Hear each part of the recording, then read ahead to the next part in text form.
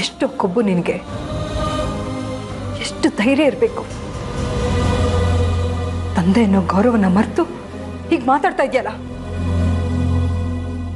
ನಾಲ್ಗೆನ ಬಿಗಿ ಹಿಡಿದು ಮಾತಾಡು.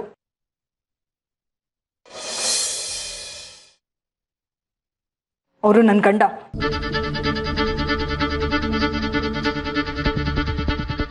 ಅವರು ನಿನಗ್ ಗಂಡ, ಆದ್ರೆ ನನಗೇನು ಅಲ್ಲ. ನೀನು ಕೆಟ್ಟವನು ಅಂತ ಹೇಳ್ತಿರ್ತಿಯಲ್ಲ, ಅವರು ನಮ್ಮ ಪಾಪ.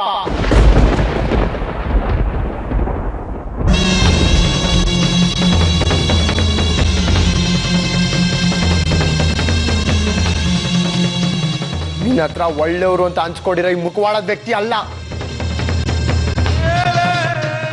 ಆದಿ, ಯಾಕೇನೇನೋ ಮಾತಾಡ್ತಿದ್ಯಾ? ನಿಂದೇನೇ ಸಮಸ್ಯೆ ಇದ್ರೂ ಕುತ್ಕೊಂಡು ಮಾತಾಡೋಣ. ಈ ರೀತಿ ಕೋಪ ಮಾಡ್ಕೊಳ್ಳೋದು ಒಳ್ಳೇದಲ್ಲ. ಕೋಪದಿಂದ ಏನನ್ನು ಸಾಧಿಸಕ್ಕಾಗಲ್ಲ. ಪ್ಲೀಸ್ ಒಳಗ್ ಬಾ. ಸಾಕ್ ನಿಲ್ಸ್ರಿ. ನಮ್ಮಮ್ಮನ ಮುಂದೆ ಒಳ್ಳೊಂಥರ ನಾಟಕ ಮಾಡಿ ಒಳಗೆ ಎಷ್ಟು ಪ್ಲಾನ್ ಮಾಡ್ತಾರೆ ಅಂತ ನನಗೆ ಗೊತ್ತು. ಆದಿತ್ಯ, ನಿನ್ ಮಾತ್ಯಾಕೋ ಮಿತಿ ಮೀರ್ತಾ ಇದೆ. ಮಿತಿ ಮೀರ್ತಿರೋದು ನಾನಲ್ಲಮ್ಮ, ನಿನ್ ಗಂಡ. ನಾನಾಗೆ ಯಾವತ್ತಾದ್ರೂ ಬಂದು ನಂಗೆ ಬಿಸ್ನೆಸ್ ಹಾಕೊಡಿ ಅಂತ ಕೇಳಿದ್ನ? ನಿನ್ ಗಂಡನೇ ಬಂದು ಬಿಸ್ನೆಸ್ ಹಾಕೊಟ್ಟು ಊರ್ ತುಂಬಾ ನಾನು ಬಿಸ್ನೆಸ್ ಹಾಕೊಟ್ಟಿನಿ ಅಂತ ಹೇಳ್ತಾರಲ್ಲ, ಅವ್ರು ಮಾಡಿದ್ ಸರಿನಾ? ಹೀಗೇನಾಯ್ತು ನಿನ್ಗೆ? ನಿನ್ ತಂದೆ ಹೆಲ್ಪ್ ಮಾಡಿದ್ದಾರೆ ಅಂದ್ರೆ ಅದಕ್ಕೆ ಹೆಮ್ಮೆ ಪಡು. ಅದನ್ನ ಬಿಟ್ಬಿಟ್ಟು ಅವಮಾನ ಆಯ್ತು ಹೀಗೆ ಹಾಗೆ ಅಂತ ಕಿರ್ಚಾಡ್ತಾ ಇದೆಯಲ್ಲ. ಅಷ್ಟೇ ಆಗಿದ್ರೆ ನಾನು ಸುಮ್ಮನಿರ್ತಿದ್ದೆ. ಆದ್ರೆ ಯಾರನ್ನೋ ಕಳ್ಸಿ ದುಡ್ಡು ಕೇಳ್ತಾರೆ. ಯಾಕೆ ಹೇಳಿ? ಎಲ್ಲರ ಮುಂದೆ ನಂಗೆ ಅವಮಾನ ಆಗ್ಲಿ, ಯಾರು ನನಗೆ ಮರ್ಯಾದೆ ಕೊಡಬಾರ್ದು ಅಂತ.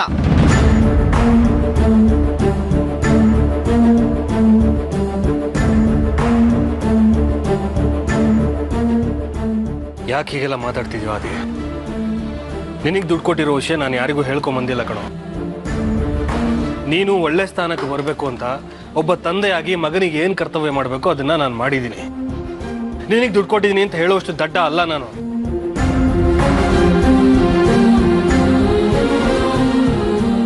ನಿಮ್ ತಂದೆಗೆ ನಿನ್ ಮೇಲೆ ತುಂಬಾ ಪ್ರೀತಿ ಇದೆ.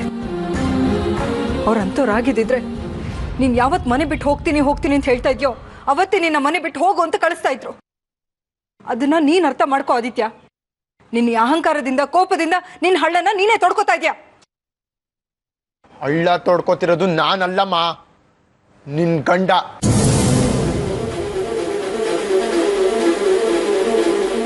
ಅವ್ರ ಪೊಲಿಟಿಕಲ್ ಟ್ರಿಕ್ಸ್ಗಳನ್ನ ಗೇಮ್ಗಳನ್ನ ಅವ್ರ ಪಾರ್ಟಿ ಮೆಂಬರ್ಸ್ ಹತ್ರ ಇಟ್ಕೊಳಕ್ ಹೇಳಿ, ನನ್ನ ಹತ್ರ ಅಲ್ಲ.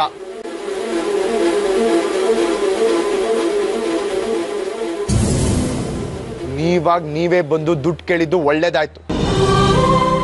ಆದಷ್ಟು ಬೇಗ ನಿಮ್ ದುಡ್ಡು ನಿಮ್ಗೆ ಸೇರುತ್ತೆ. ಯಾಕೋ ಈ ರೀತಿ ಹುಚ್ಚುಚ್ಚಾಗಿ ಮಾತಾಡ್ತಾ ಇದ್ಯಾ? ಇಷ್ಟು ದಿನ ಇವ್ರನ್ನ ನನಗೆ ನಿನಗೆ ಸಿಕ್ಕಿರೋ ದೇವ್ರು ಅನ್ಕೊಂಡಿದ್ದೆ. ನನಗೀಗ ಅರ್ಥ ಆಗ್ತಿದೆ ಅದೆಲ್ಲ ಸುಳ್ಳು ಅಂತ. ಇನ್ನೊಂದು ಸಲ ನನ್ನ ಮಗ್ಗ ಅಂತ ಕರೆದ್ರೆ ನಾನ್ ಸುಮ್ಮನೆ ಇರಲ್ಲ.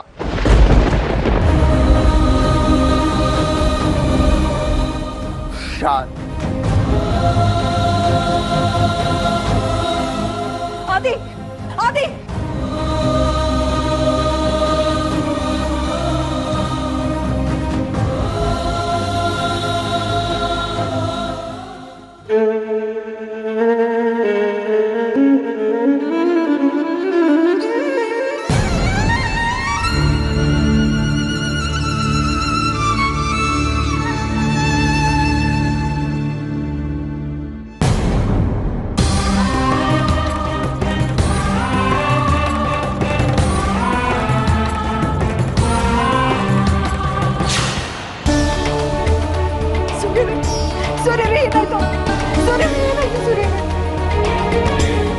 ಸೂರ್ಯರಿಗೆ ಏನಾಯ್ತು? ಸೂರ್ಯರೇ,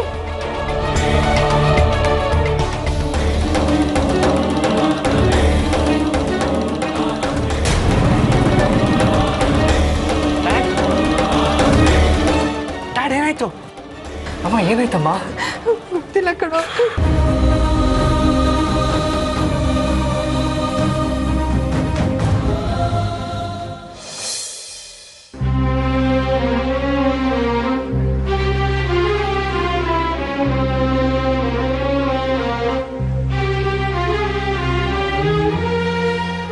ನೀನ್ ಹೀಗೆ ಮಾಡ್ಕೊಂಡಿದ್ದಕ್ಕೆ ನಮಗೆಲ್ಲ ಎಷ್ಟು ಗಾಬರಿ ಆಯ್ತು ಗೊತ್ತಾ ಸಾಕ್ಷಿ? ಅಲ್ವೇ, ಈ ಥರ ಯೋಚನೆ ಮಾಡೋದ್ ಬಿಟ್ಟು ಒಂದು ಮಾತು ನಮ್ಗೊಂದು ಫೋನ್ ಮಾಡಿದಿದ್ರೆ ನಿನ್ ಮನ್ಸಿಗೆ ಸಮಾಧಾನ ಆದ್ರೂ ಆಗ್ತಿತ್ತು. ನಿನ್ನ ಸ್ಥಿತಿ ನೋಡಿ ರಂಜಿತ್ ಅಣ್ಣ ಅಂತೂ ಎಷ್ಟು ದುಃಖ ಪಟ್ರು ಗೊತ್ತಾ? ನಿಮ್ ತಂದೆ ತಾಯಿನೂ ಅಷ್ಟೇ ಕಣೆ. ಆದಿ ಮಾತಾಡಿದ್ ಕೇಳಿದ್ಮೇಲೆ ನನಗ್ ಬೇರೆ ದಾರಿನೇ ಕಾಣಿಸ್ಲಿಲ್ಲ. ನನ್ನ ಸಾವು ಮಾತ್ರನೇ ಅವನಿಗೆ ಸಮಾಧಾನ ಮಾಡಕ್ಕಾಗದು ಅನಿಸ್ತು. ಅದಕ್ಕೆ ಸಾಯೋ ನಿರ್ಧಾರ ತಗೊಂಡಿದ್ದು. ಎಲ್ಲ ಸಮಸ್ಯೆಗೂ ಸಾವೊಂದೇ ಪರಿಹಾರ ಅಲ್ಲ ಸಾಕ್ಷಿ. ಆದಿತ್ಯ ಏನೇ ಮಾತಾಡಿದ್ರು ಕೋಪದಲ್ಲಿ ಮಾತಾಡಿರ್ತಾನಷ್ಟೆ. ತನ್ನ ಮದುವೆಗೆ ಮನೆಯವ್ರು ಯಾರು ಒಪ್ತಿಲ್ವಲ್ಲ ಅನ್ನೋ ಕಾರಣಕ್ಕೆ ನಿನ್ಗೆ ಬೈದ್ನೆ ಹೊರತು ನಿನ್ಗೆ ಹರ್ಟ್ ಆಗ್ಲಿ ಅಂತ ಅಲ್ಲ ಕಣೆ. ಆದಿ ಮನ್ಸೆಂತದ್ದು ಅಂತ ನಂಗೆ ಚೆನ್ನಾಗಿ ಗೊತ್ತು ಕಣೆ. ಐ ಆಮ್ ಸಾರಿ ಸಾಕ್ಷಿ. ಆದಿ ನಿನ್ನ ಬೈಯೋವಾಗ ನನ್ನಿಂದ ತಡೆಯೋದಕ್ಕಾಗ್ಲಿಲ್ವೇ? ಅವನ್ ಮೊದ್ಲೇ ಕೋಪದಲ್ಲಿದ್ದ. ಅವನ್ ಎದುರಿಗೆ ಮಾತಾಡಿದ್ರೆ ನಾನೇನೋ ಮರ್ತ್ ಬಿಡ್ಬೇಕಾಗತ್ತೆ ಅಂತ ಬೇರೆ ಹೇಳ್ಬಿಟ್ಟ. ನನಗ್ ಮುಂದೆ ಏನ್ ಮಾಡ್ಬೇಕು ಅಂತಾನೆ ತೋಚ್ಲಿಲ್ಲ. I am very very sorry. ನೀನ್ ಯಾಕೆ ಸಾರಿ ಕೇಳ್ತೀಯ? ಆದಿ ಬೈತಿದ್ರಲ್ಲಿ ಏನೂ ತಪ್ಪಿಲ್ಲ. ಅವನು ನನ್ನನ್ನ ತುಂಬಾ ಪ್ರೀತಿಸ್ತಾನೆ. ತಂಗಿ ಮದ್ವೆನ ಹಾಗೆ ಮಾಡ್ಬೇಕು ಹೀಗ್ ಮಾಡ್ಬೇಕು ಅಂತೆಲ್ಲ ತುಂಬಾ ಆಸೆ ಇಟ್ಕೊಂಡಿದ್ದ. ಆದ್ರೆ ನಾನು ಅವನ ಆಸೆನ ನಿರಾಸೆ ಮಾಡಿ ರಂಜಿತ್ನ ಮದ್ವೆ ಆದೆ. ನನ್ನ ಮದ್ವೆ ವಿಷಯದಲ್ಲಿ ಅವನನ್ನು ತುಂಬಾ ಡಿಸಪಾಯಿಂಟ್ ಮಾಡಿದ್ದೀನಿ. ಅವನ್ ಬೈದಿದ್ರಲ್ಲಿ ಯಾವ ತಪ್ಪು ಇಲ್ಲ, ನ್ಯಾಯ ಇದೆ. ನಾವೇ ಅವನನ್ನ ಸರಿಯಾಗಿ ಅರ್ಥ ಮಾಡ್ಕೊಳಕ್ ಆಗ್ತಾ ಇಲ್ಲ. ಒಂದ್ ನಿಮಿಷ, ಹಾಲು ಕಾಯಿಸ್ಕೊಂಡ್ ಬರ್ತೀನಿ. ನೀನ್ ಟ್ಯಾಬ್ಲೆಟ್ ತಗೋಬೇಕಲ್ವಾ? ನಂಗೆ ಯಾವ ಟ್ಯಾಬ್ಲೆಟು ಬೇಡ. ಒಂದು ವಾರ ನೀನ್ ಟ್ಯಾಬ್ಲೆಟ್ ತಗೊಳ್ಳೇಬೇಕು ಸಾಕ್ಷಿ, ಇಲ್ಲಾಂದ್ರೆ ನಿನ್ ವೀಕ್ನೆಸ್ ಹೋಗಲ್ಲ. ನಾನು ಹಾಲು ಕಾಯಿಸ್ಕೊಂಡ್ ಬರ್ತೀನಿ.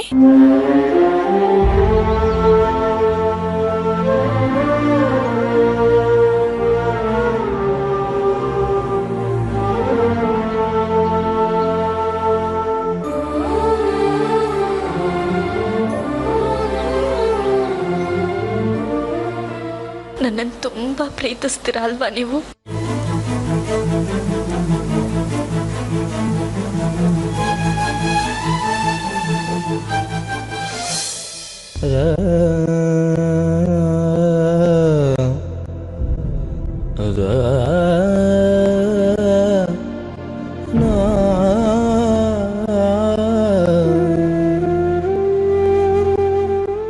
ಅಮ್ಮ, ಇದೆಲ್ಲ ಹೇಗಾಯ್ತು? ಯಾಕೆ ಡ್ಯಾಡ್ ಕುಸ್ತು ಬಿದ್ದಿದ್ರು? ಆದಿತ್ಯ ಮನೆಗೆ ಬಂದು ನಿಮ್ಮ ತಂದೆಗೆ ಬಾಯಿ ಬಂದಾಗ ಮಾತಾಡ್ದೆ ಕಣ. ಇತ್ತೀಚೆಗೆ ತುಂಬ ಚೇಂಜ್ ಆಗಿದ್ದಾನೆ ಅವನು. ತಂದೆ ತಾಯಿ ಅನ್ನೋ ಗೌರವ ಇಲ್ಲದೆ ಮಾತಾಡ್ತಾನೆ. ಅದು ಸರಿ, ಮನೆಗೆ ಬಂದು ಗಲಾಟೆ ಮಾಡೋ ಅಂಥದ್ದು ಏನಾಯ್ತು? ಇವರು ಬಿಸ್ನೆಸ್ಸಿಗೆ ಅವನಿಗೆ ದುಡ್ಡು ಕೊಟ್ಟಿದ್ರಲ್ಲ, ಅದು ಬೇರೆಯವ್ರ ಮೂಲಕ ವಾಪಸ್ ಕೇಳಿ ಅವನಿಗೆ ಅವಮಾನ ಮಾಡಿದ್ರು ಅಂತ ಬಂದು ಗಲಾಟೆ ಮಾಡ್ದ ಕಣ. ನಾನು ಯಾಕೆ ಹಾಗೆ ಮಾಡಲಿ ಹೇಳೋ? ನಾನು ಯಾರ ಹತ್ರನೂ ಆ ರೀತಿ ಹೇಳಿಲ್ಲ. ಅದು ಯಾಕೆ ನನ್ನ ಮೇಲೆ ಈ ರೀತಿ ಆಪಾದನೆ ಮಾಡ್ತೀನೋ ನನಗೆ ಗೊತ್ತಾಗ್ತಿಲ್ಲ.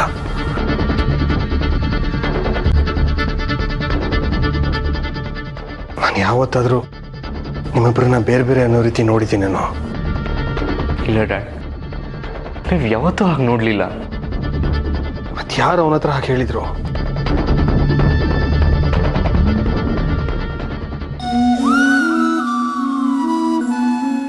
ಸಮಾಧಾನ ಮಾಡ್ಕೊಳ್ಳಿ. ಅವನೇನೋ ಕೋಪದಲ್ಲಿ ಒಂದೆರಡು ಮಾತಂದ, ಅದಕ್ಕೆ ನೀವು ಬೇಜಾರು ಮಾಡ್ಕೋಬೇಡಿ. ಇಲ್ಲ ಅರ್ತಿಯವ್ರೆ, ಇಷ್ಟೇ ದಿನ ತಂದೆ ಅಂತ ಗೌರವ ಕೊಡ್ತಿದ್ದವನು ಇವತ್ತು ಹೆಸರು ಹಿಡಿದು ಮಾತಾಡ್ತಾನೆ ಅಂದ್ರೆ ತುಂಬಾ ನೋವಾಗಿದೆ ನನಗೆ.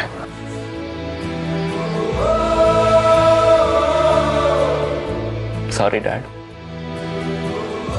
ನಿಮ್ಮ ಮನ್ಸಿಗೆ ನೋವಾಗೋದಕ್ಕೆ, ಆದಿತ್ಯವನ್ ಗಲಾಟೆ ಮಾಡಿದ್ದಕ್ಕೆ ನಾನೇ ಕಾರಣ.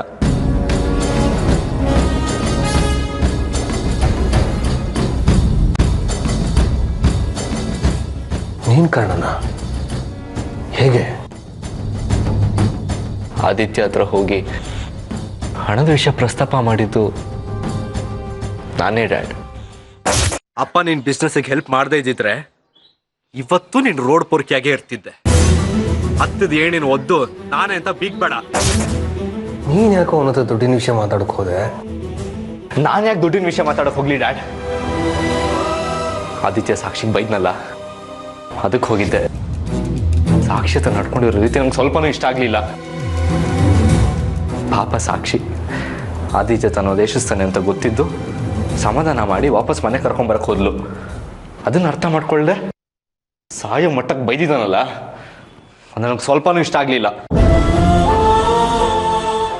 ನಮ್ಮಲ್ಲಿರೋ ಕೋಪನ ಸಾಕ್ಷಿ ಮೇಲೆ ಯಾಕೆ ತೋರಿಸ್ಬೇಕಿತ್ತು?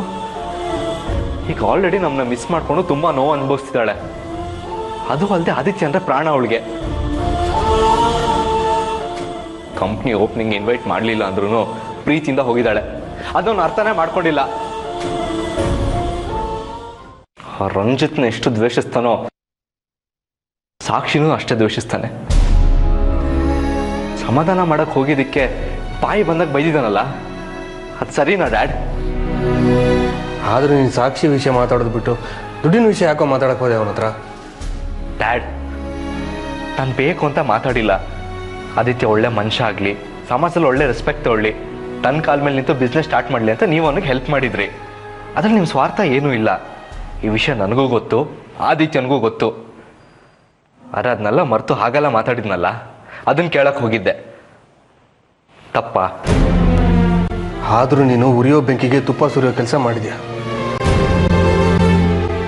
ಅಲ್ಲ, ನಾನು ಏನು ಮಾಡಲಿ? ಪ್ಲೀಸ್ ಆರ್ಯ, ಇಲ್ಲಿಗೆ ಈ ವಿಷಯನ ಬಿಟ್ಬಿಡು, ಮತ್ತೆ ಮುಂದುವರ್ಸೋದು ಬೇಡ.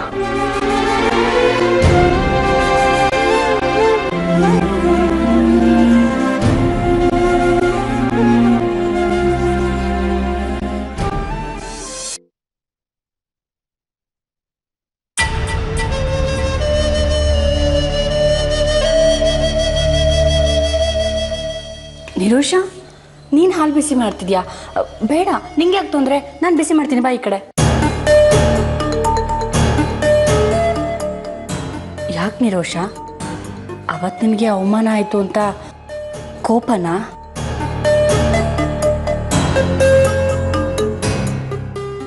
ಪರವಾಗಿಲ್ಲ, ನೀನು ನನ್ನ ಮೇಲೆ ಬೇಜಾರು ಮಾಡಿಕೊಂಡ್ರು ನನಗೇನು ಬೇಜಾರಿಲ್ಲ.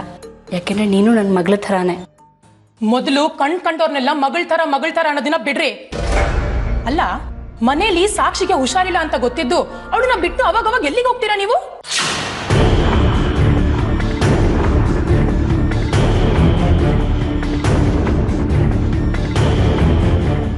ಹೌದು, ನೀವ್ ಎಲ್ಲ ಬಿಟ್ಟು ಸನ್ಯಾಸತ್ವ ತಗೋಬೇಕು ಅಂತ ಹೊರಟೋರಲ್ವಾ? ಹೌದು ನಿರೋಷ, ಅವತ್ತೇ ಹೇಳಿದ್ನಲ್ಲ. ಮತ್ತೆ ಫೋನ್ ಯಾಕೆ ನಿಮಗೆ? ಯಾರು ಫೋನ್ ಮಾಡ್ತಾರೆ? ಅದು ನನಗೆ ಅವಾಗವಾಗ ಆಶ್ರಮದಿಂದ ಫೋನ್ ಬರ್ತಿರುತ್ತೆ, ಅದಕ್ಕೆ ಫೋನ್ ಇಟ್ಕೊಂಡಿದ್ದೀನಿ. ಆಶ್ರಮದಿಂದ ನಿಮಗೆ ಫೋನ್ ಮಾಡೋಂಥದ್ದು ಏನಿರುತ್ತೋ? ಅದು ನಿರೋಷ, ನಾನು ಮೊದಲು ಆಶ್ರಮದಲ್ಲಿ ಎಲ್ಲ ಇನ್ಚಾರ್ಜು ವಹಿಸ್ಕೊಂಡಿದ್ದೆ. ಇವಾಗ ಆ ಜಾಗಕ್ಕೆ ಹೊಸಬ್ರು ಅಪಾಯಿಂಟ್ ಆಗಿದ್ದಾರೆ. ಅವರು ಅವಾಗವಾಗ ಏನಾದ್ರು ಡೌಟ್ ಕೇಳಕ್ಕೆ ಫೋನ್ ಮಾಡ್ತಿರ್ತಾರೆ, ಅದಕ್ಕೆ ಫೋನ್ ಇಟ್ಕೊಂಡಿದ್ದೀನಿ. ನೀವು ಆಶ್ರಮದ ಇನ್ಚಾರ್ಜ್ ವಹಿಸ್ಕೊಂಡಿದ್ರಾ? ಮತ್ತಂತ ಒಳ್ಳೆ ಕೆಲಸ ಬಿಟ್ಟು ಇಲ್ಲಿ ಯಾಕೆ ಪಾತ್ರೆ ತೊಳೆ ಕೆಲ್ಸಕ್ಕೆ ಒಪ್ಕೊಂಡಿದ್ದೀರಾ? ನಾನು ಯಾಕಿದನ್ನೆಲ್ಲ ಹೇಳ್ದೆ ಅಂದ್ರೆ, ಆಶ್ರಮದ ಇನ್ಚಾರ್ಜ್ ಅಂದ್ರೆ ಒಳ್ಳೆ ರೆಸ್ಪೆಕ್ಟ್ ಇರುತ್ತೆ, ಒಳ್ಳೆ ಸೌಕರ್ಯನೂ ಇರುತ್ತೆ. ಅದನ್ನೆಲ್ಲ ಬಿಟ್ಟು ನೀವು ಇಲ್ಲಿಗೆ ಬಂದಿದ್ದೀರಾ ಅಂದ್ರೆ ಬೇರೆ ಏನೋ ಪ್ಲಾನ್ ಹಾಕೊಂಡೆ ಇಲ್ಲಿಗೆ ಬಂದಿದ್ದೀರಾ ಅಂತ ನನಗನ್ನಿಸ್ತಾ ಇದೆ. ಅದು ನಾನಿಲ್ಲಿರೋದಕ್ಕೆ ಕಾರಣ ಸಾಕ್ಷಿ. ಅವಳು ತುಂಬ ಕೇಳ್ಕೊಂಡ್ಲು, ಅದಕ್ಕೋಸ್ಕರ. ಯಾಕೆಂದರೆ ಅವಳನ್ನ ತುಂಬ ಚಿಕ್ಕ ವಯಸ್ಸಿಂದ ನನ್ನ ಮಗಳ ಥರ ಬೆಳೆಸಿದ್ದೀನಿ. ಅವಳು ಕೇಳ್ಕೊಂಡಾಗ ಇಲ್ಲ ಅನ್ನೋಕ್ಕಾಗಲಿಲ್ಲ. ಅದಕ್ಕೆ ಇಲ್ಲಿದ್ದೀನಿ.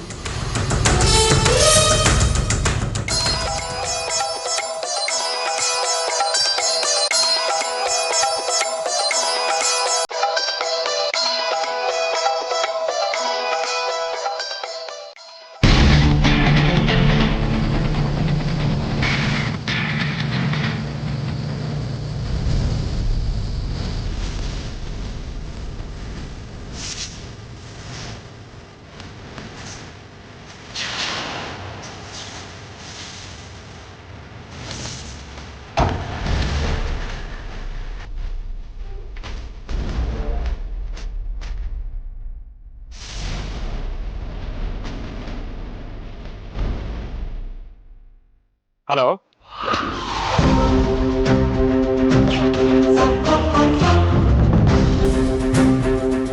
ಹಲೋ,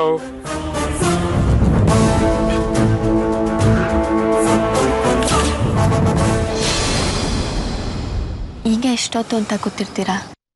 ಬನ್ನಿ ಊಟ ಮಾಡಿ. ನಂಗೆ ಹಸಿವಿಲ್ಲ. ಪ್ಲೀಸ್ ಹಾಗೆ ಹೇಳ್ಬೇಡಿ. ನಂಗೆ ಗೊತ್ತು, ಮನ್ಸಿನ ನೋವಿಗೆ ಹಸುವಿನ ಹಂಗಿರಲ್ವಂತೆ. ಹಾಗಂತ ಈಗ ಎಷ್ಟೊತ್ತು ಅಂತ ಯೋಚನೆ ಮಾಡ್ತಿರ್ತೀರಾ? ನೆಮ್ಮದಿಲ್ದಿರೋ ಜೀವಕ್ಕೆ ಊಟನ ಅಮೃತ ಔಷಧಿ ಆಗಲ್ಲ ಸ್ವಾತಿ. ನನಗೆ ಒತ್ತಾಯ ಮಾಡಬೇಡ, ನೀನು ಹೋಗಿ ಊಟ ಮಾಡು. ಆಶ್ರಯ ಕೊಟ್ಟವರೇ ಊಟ ಮಾಡದೇ ಇದ್ದಾಗ ನನಗೆ ಊಟ ಸೇರುತ್ತೆ. ಮನೇಲಿ ಯಾರನ್ನ ನೋಡಿದ್ರು ನಂಗೆ ಊಟ ಬೇಡ ಬೇಡ ಅಂತ ಹೇಳ್ತಿದ್ದಾರೆ. ನೀವು ಯಾರು ಊಟ ಮಾಡದೇ ಇರೋದಕ್ಕೆ ನಂಗೆ ತುಂಬ ಬೇಜಾರಾಗ್ತಿದೆ. ನನಗೂ ಬೇಜಾರಾಗ್ತಿದೆ. ಮನೇಲಿ ನಡೀತಿರೋದು ಒಂದಾ ಎರಡ? ಸಾಕ್ಷಿ ಸೂಸೈಡ್ ಮಾಡ್ಕೊಂಡಿರೋದು ಕಣ್ಣು ಮುಂದೆ ಬಂದು ನನ್ನ ಜೀವ ಎಲ್ಲ ಹಿಂಡಂಗೆ ಆಗ್ತಿದೆ. ನಿನಗೆ ಗೊತ್ತಾ, ಸಾಕ್ಷಿ ನನಗಿಂತ ಧೈರ್ಯವಂತೆ. ನಾನು ಡಿಪ್ರೆಸ್ ಆದಾಗೆಲ್ಲ ಬುದ್ಧಿ ಹೇಳಿ ಧೈರ್ಯ ತುಂಬ್ತಿದ್ಲು. ಮನೇಲಿ ಎಲ್ಲರೂ ನಗ್ನಗ್ಸ್ತಾ ಇರ್ತಿದ್ಲು. ಅವಳೇ ಹೀಗೆ ಮಾಡ್ಕೊಂಡಿದ್ದಾಳೆ ಅಂದರೆ ನಿಮ್ಮ ನೋವು ಸಂಕಟ ನನಗೂ ಅರ್ಥ ಆಗತ್ತೆ. ಸಮಾಧಾನ ಮಾಡ್ಕೊಳ್ಳಿ. ಇಲ್ಲ ಸ್ವಾತಿ, ಸಮಾಧಾನ ಮಾಡ್ಕೊಳ್ಳೋಕ್ಕೆ ನಾನು ಪ್ರಯತ್ನ ಪಡ್ತಾನೆ ಇದ್ದೀನಿ. ಆದರೆ ನನ್ನ ಕೈಯಿಂದ ಆಗ್ತಿಲ್ಲ. ಆದಿತ್ಯ ಮನೆ ಬರೋಕ್ಕಿಂತ ಮುಂಚೆ ಬೀದಿಯಲ್ಲಿ ಜಗಳ ಮಾಡಿ ನಮಗೆಲ್ಲ ಟೆನ್ಷನ್ ಕೊಡ್ತಿದ್ದ. ಏನೋ ಇಂಪ್ರೂವ್ಮೆಂಟ್ ಆಗಲಿ ಅಂತ ಬಿಸ್ನೆಸ್ ಸ್ಟಾರ್ಟ್ ಮಾಡೋಕ್ಕೆ ಸಪೋರ್ಟ್ ಮಾಡಿದ್ವಿ. ಅವನು ಇಷ್ಟಪಟ್ಟಾಗೆ ಫೈನಾನ್ಸ್ ಕಂಪ್ನಿನೂ ಓಪನ್ ಮಾಡಿಕೊಟ್ವಿ. ಅವನು ಹೀಗೆಲ್ಲ ಮಾಡಿಕೊಂಡು ನಮಗಿನ್ನೂ ಟೆನ್ಷನ್ ಕೊಡ್ತಿದ್ದಾನೆ. ಅವನ್ನ ಹೇಗೆ ದಾರಿಗೆ ತರಬೇಕೋ, ಮನೆ ಪ್ರಾಬ್ಲಮ್ಸ್ನೆಲ್ಲ ಹೇಗೆ ಸಾಲ್ವ್ ಮಾಡಬೇಕೋ ನನಗಂತೂ ತೋಚ್ತಿಲ್ಲ.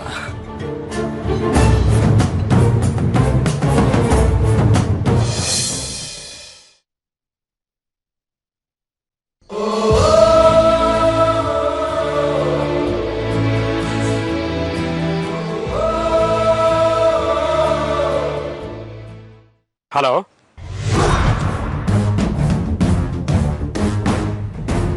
ಹಲೋ, ಯಾರು ನೀವು?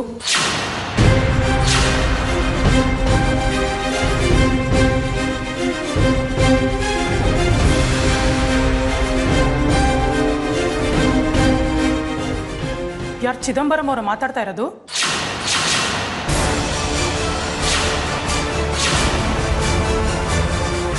ಹಲೋ ಹಲೋ,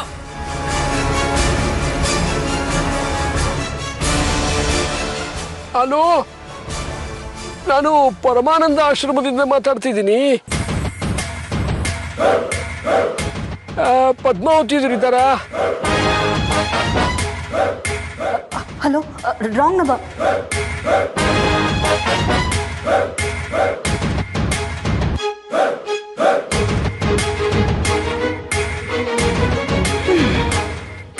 ಇದ್ಯಾಕೆ ಅರ್ಪಿತಾ ರಾಂಗ್ ನಂಬರ್ ಅಂತ ಕಟ್ ಮಾಡಿಬಿಟ್ರಿ?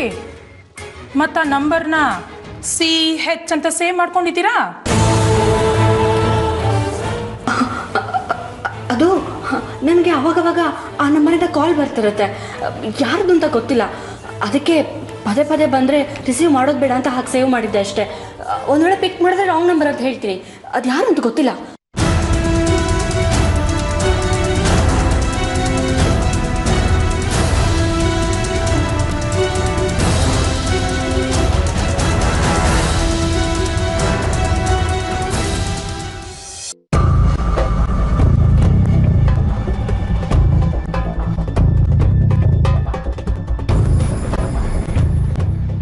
ಅದಿ ಎಲ್ಲಿಗೆ ಹೋಗ್ತಾ ಇದೀಯಾ?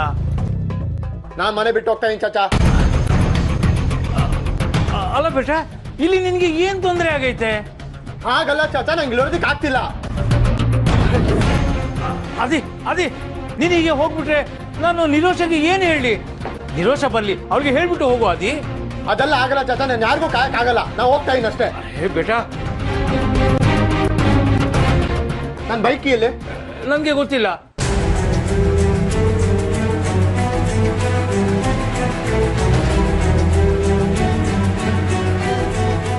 ಹೇಳಿ ಚಾಚಾ.